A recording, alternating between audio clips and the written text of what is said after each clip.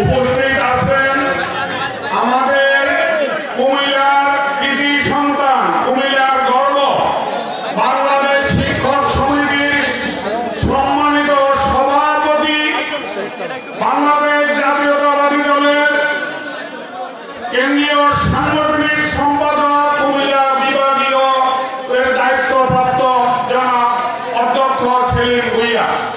উপস্থিত আছেন আমাদের প্রাণপ্রিয় নেতা। আসলে এত অল্প সময় আমাদের নাঙ্গলকোটের মানুষের হৃদয়ে যে জায়গা করে নিয়েছেন সম্মানিত কুমিল্লা দক্ষিণ জেলার আহ্বায়ক জাকারিয়া তায়ের সুমন সাবেক সংসদ সদস্য। উপস্থিত আছেন কেন্দ্রীয় নেতৃবৃন্দ, উপস্থিত জেলা নেতৃবৃন্দ,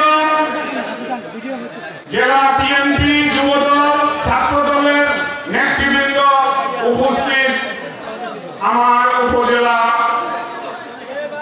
আমার পৌরসভা, বিভিন্ন ওয়ার্ড, নবনির্বাচিত 51 সদস্য বিশিষ্ট যারা নির্বাচিত হয়েছেন, ওয়ার্ড কমিটির নেতৃবৃন্দ, ইউনিয়ন কমিটির নেতৃবৃন্দ এবং আপামর জনগণ যারা আজকে এই সম্মেলনকে দেখতে এসেছেন।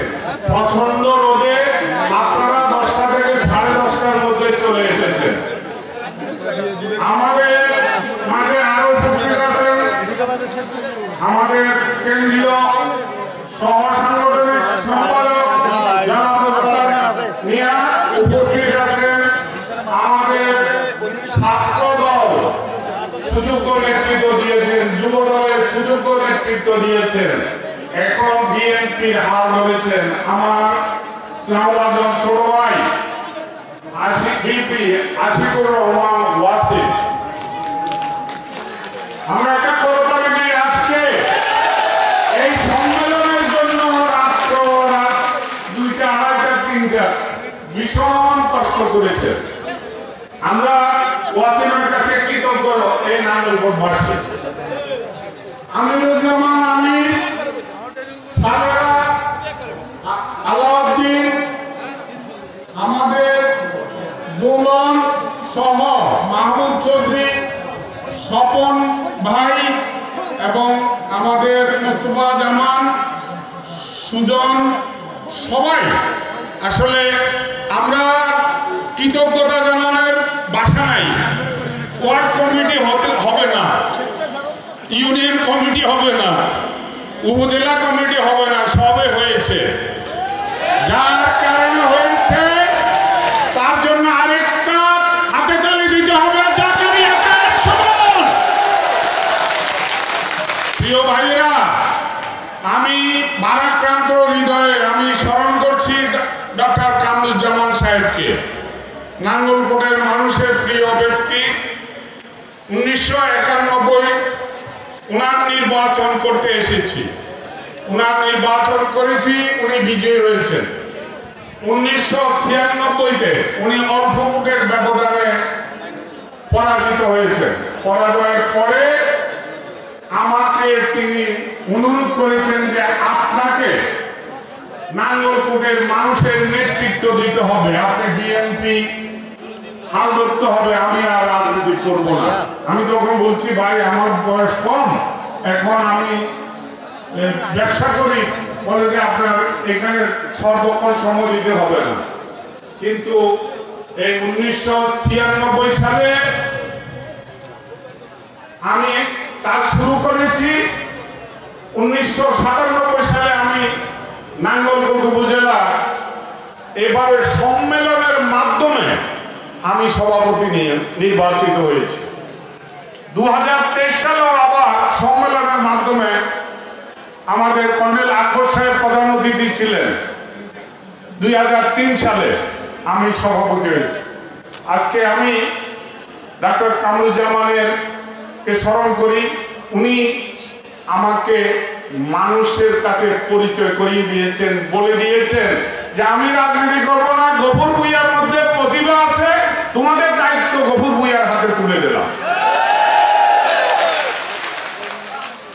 আমি ওনার বিধি আত্মার মাগফিরাত কামনা করি।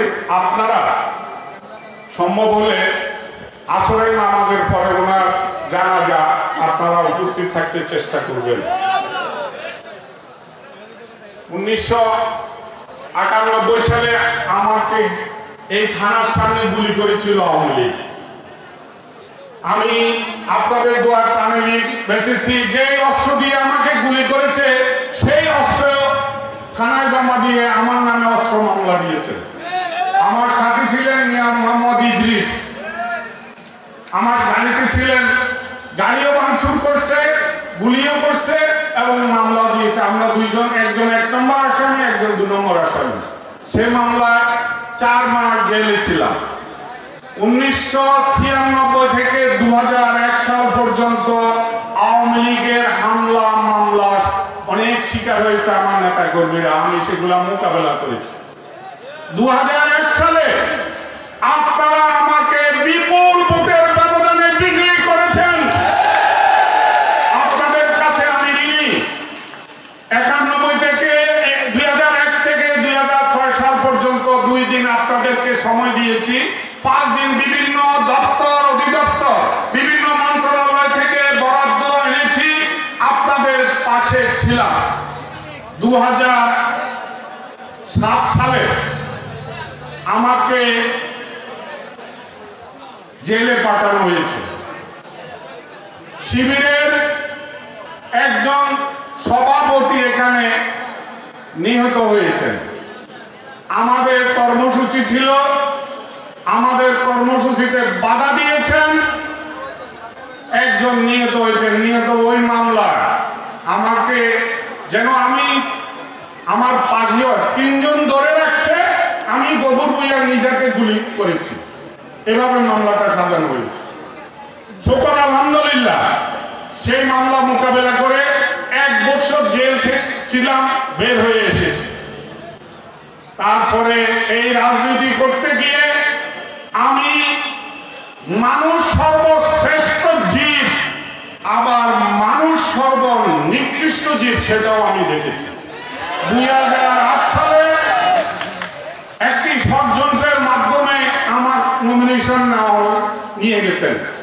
এরপরে ব্যারিস্টার মওদুদ ডক্টর খন্দকার মোশাররফ হোসেনকে ডাকিয়েছেন।